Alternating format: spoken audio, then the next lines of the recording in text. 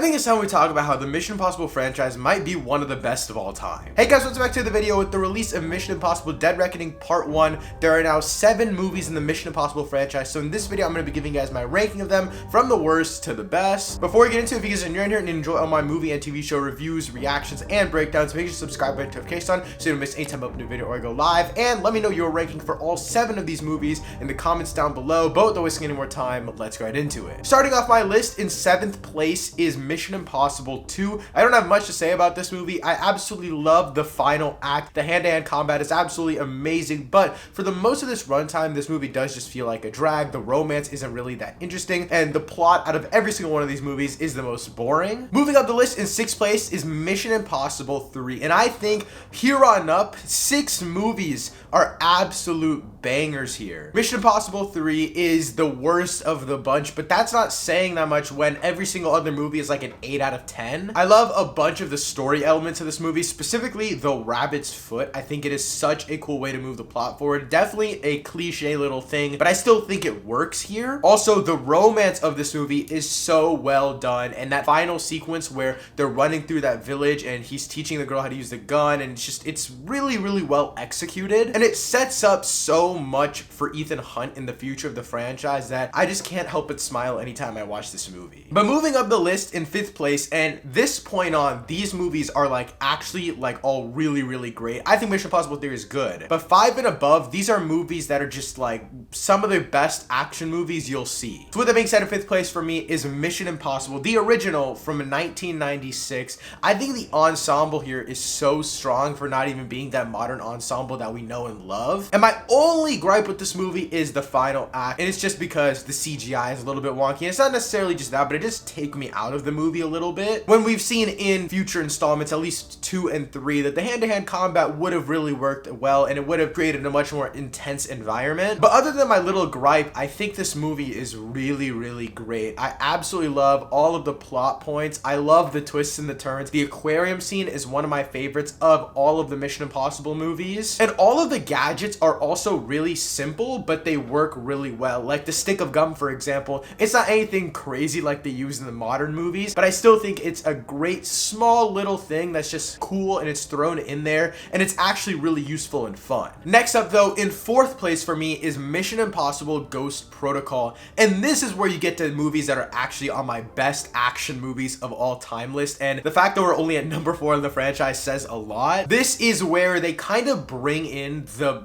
biggest set pieces that you'll ever probably see in Hollywood movies ever, and that's climbing the Burj Khalifa, as well as one of my favorite final acts of the entire franchise, which takes place in that parking garage with all of the levels moving up and down and Tom Cruise just trying to grab the briefcase. It's such a simple but well executed final act that I absolutely love it, especially when you're going from climbing the Burj Khalifa. How do you move past that? How do you give us even more stakes? It's a location where Tom Cruise can't really control. I don't know why I keep saying Tom Cruise, Ethan Hunt. They're like the same thing in my opinion. Anyways, Ghost Protocol also has an amazing ensemble cast. There's a one actress, I'm blanking on her name right now, but it's during that party sequence. She was never in any of the other movies, but she was so great in this. Along with that, the sandstorm sequence is also really amazing. And just as a whole, this film knows how to level up the franchise. It takes everything we've known from the first 3 movies and just bumps it up to another level, not only in like scope and scale, but also just stunts. Like the stunts, for if you're looking compared to Mission Impossible 3 and Ghost Protocol, they're just leveled up to a whole new playing field,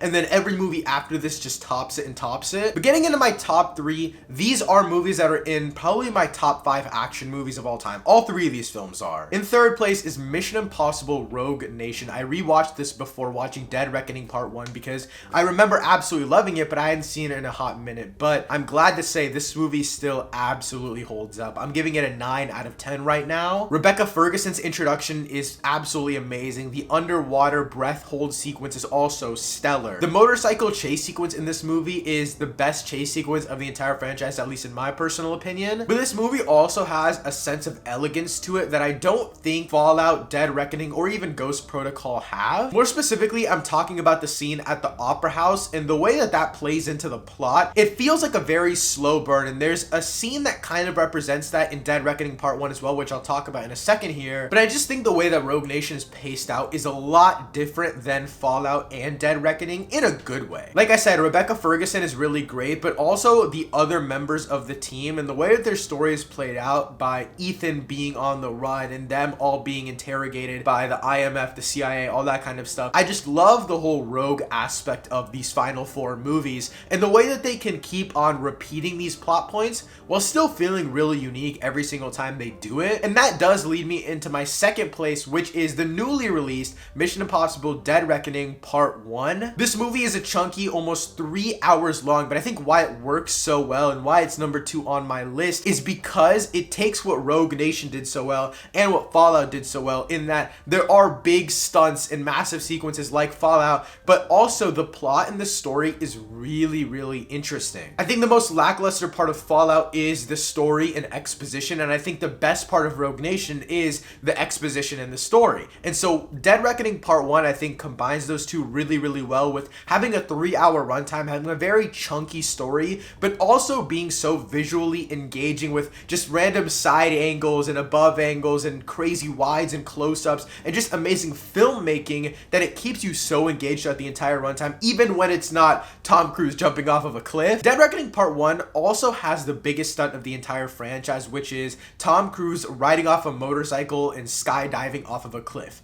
But I will say the only reason why this film is under Fallout for me personally is because that sequence didn't feel like the biggest sequence in the Mission Impossible franchise. And my reasoning is that it didn't feel like it was captured as the biggest moment of the entire franchise. I did mention this in my spoiler-free review for Dead Reckoning Part 1. You can check that out in the link in the description down below. But if you look at Fallout in the way that the massive sequence that was the Halo jump sequence was captured in that movie versus the Tom Cruise jumping off of a side of a cliff in Dead Reckoning Part 1, you see a big difference in the visual element of it. It's definitely more of an action cam style in Dead Reckoning, but that didn't really pull me in as much. It kind of felt like that stunt itself was separated from the rest of the movie. I also think they just showed way too much of the stunts behind Dead Reckoning Part 1, and I think it makes sense because you got to get people back in the theater. That's kind of what they did for Top Gun Maverick as well. It makes sense from a marketing perspective why they did that. It's like I knew that big thing that was coming, and then when it came around, it didn't really feel like it was captured in a satisfying way. I know I complained a little bit there, but again, Dead Reckoning Part 1 is still one of the greatest action movies of all time. That's just my one little gripe with it. But with that being said, of course, my number 1, my favorite Mission Impossible movie is Mission Impossible Fallout. This is a 10 out of 10 movie for me. It is the best action movie of all time, in my opinion. I rewatched this one as well before watching Dead Reckoning Part 1, and my statement still stands.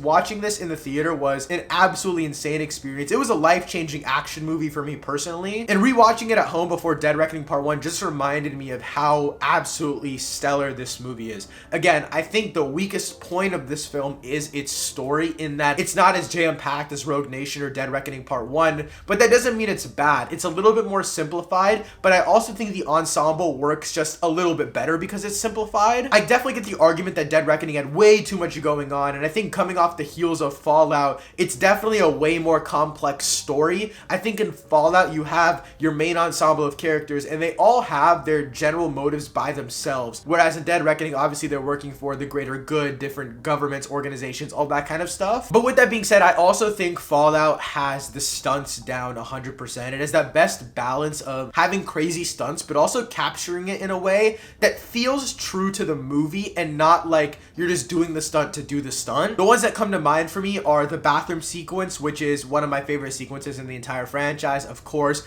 but also the Halo jump. I talk about this scene so much, even in my daily life I bring it up, but I just love the way that this scene is directed, from the red lights in the back of the plane to Tom Cruise jumping out, and then the lightning in the sky, the lightning hitting both him and Henry Cavill's character, Henry Cavill losing the oxygen tank, Tom Cruise having to swap the oxygen tank, and then they land at the party top. That is just, it's all executed so well. It's paced so well, and it's just one of the most intense sequences I've ever watched. I know I keep restating myself here, but Mission Impossible Fallout is the greatest action movie of all time. It's absolutely perfect. But guys, that wraps up my ranking for all 7 of the Mission Impossible movies. Again, let me know your ranking for all 7 of the movies in the comments down below. And if you're new and here, hit the subscribe button so you don't miss any time I upload a video or go live. Thank you so much for watching. I'll see you next time. Peace.